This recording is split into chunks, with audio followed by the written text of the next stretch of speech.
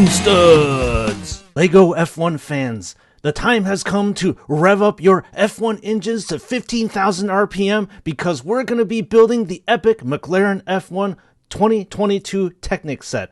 This, in my opinion, is the premier car set of 2022, but we are only 3 months into 2022, so I hope that more epic created or Technic car builds will be coming our way later this year.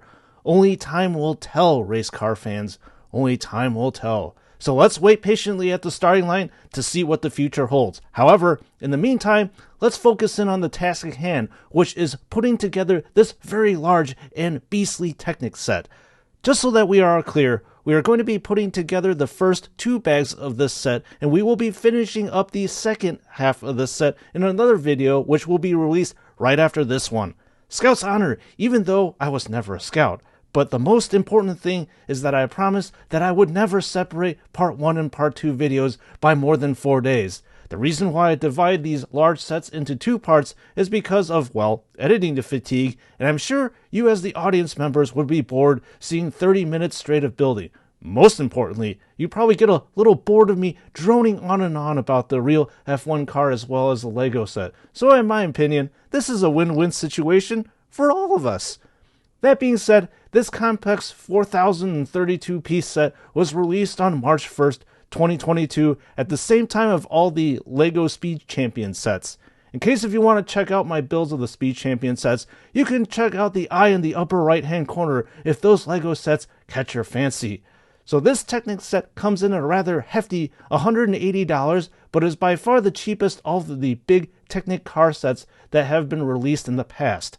I believe that the Porsche GT3 RS came in around $300, the Bugatti Chiron was around $350, and the Lamborghini Sian came in at a whopping $380. So the McLaren F1 car is definitely a drop in price. I'll let you know ahead of time that when built, the total length of the F1 car is longer than any of the 3 mentioned Technic sets that have been produced.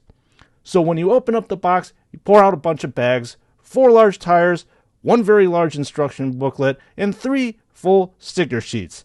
I kind of wish that this set followed the premium boxes that the 3 big Technic car sets came in, but alas, it was not likely due to the price point. There are 4 major steps in the McLaren F1 build, so in this video we will be focusing on steps 1 and 2. In the latter, we will be finishing off the car with steps 3 and 4. As F1 is a very expensive and consequently high-sponsored sport, it would come to nobody's surprise you get to play with stickers. Lots and lots of them, in fact. In steps 1 and 2, there are very minimal sticker applications, but in the second half of this video, you will see stickers galore. Probably more than you want to see in your whole entire lifetime. I will not talk about the stickers too much here in this part of the video, but it's suffice to say you will be applying over 65 total stickers on the car, which I believe unfortunately takes the egregious cake for the most stickers applied on a Technic or even LEGO car. I know that I could be very wrong, so please leave me a comment down below with what LEGO set has more stickers than this one and how many stickers. I really want to know which LEGO set takes the dubious crown of the most stickers. Anyway, with bag 1 of the build, you will start off by putting together the gearbox of the F1 car, which follows a standard formula for all big car sets. Once the gearbox is done, you will flare out from the gearbox area, and then you will progress onto building together the rear suspension of the F1 car. Maybe my memory is not serving me right here, but I don't remember building the suspension of the 3 other major Technic cars, and the suspension being so, how should I say it, as tight as an unstretched rubber band, I suppose? Each of the wheel hub bearings are held together by 4 suspension rods or bars on each side. As I have said before, the real suspension on the F1 car is really tight and not as springy, so I suppose this aspect of the Technic F1 car completely matches the real-life F1 car. This is just me taking a wild guess because, well, I've never had the privilege to sit in an F1 car, but one can always dream, right? Perhaps this YouTube video of mine building the F1 car can rocket me into my dream of being behind the wheel of a multi-million-dollar car. However, this is very unlikely. One can always have dreams, right? Sorry, I digress as usual. Finally, after you're done with the gearbox and the rear suspension, you'll then finish off the bag by putting together the engine. True to Technic car form, the thing that I enjoy the most about building is the engine of the car. The F1 car is powered by a 6-cylinder engine, and that is accurately represented in this Technic build. Veteran Technic car building fans will know that if you push the car forwards or backwards, the pistons on the engine will pump up and down, much like how a real engine would work in real life. It is this attention to detail that always astounds me as a builder. When the car is fully built, thankfully you can see the engine pump away. I always have to say mad props to the designer or the designers of this car. I don't know how they're able to conceptualize and visualize how they can put this set together, but their genius truly floors me, especially when I build a large Technic car set, and this set is not an exception to the rule.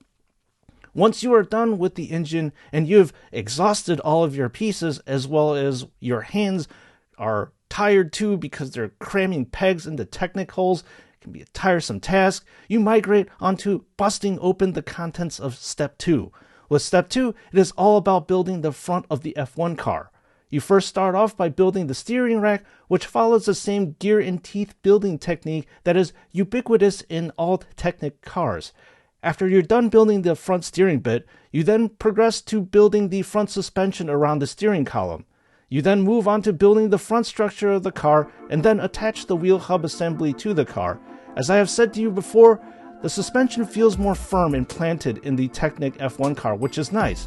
Once you are done, then comes the all-important step of marrying the engine and rear portion of the car to the steering column and the front portion of the car.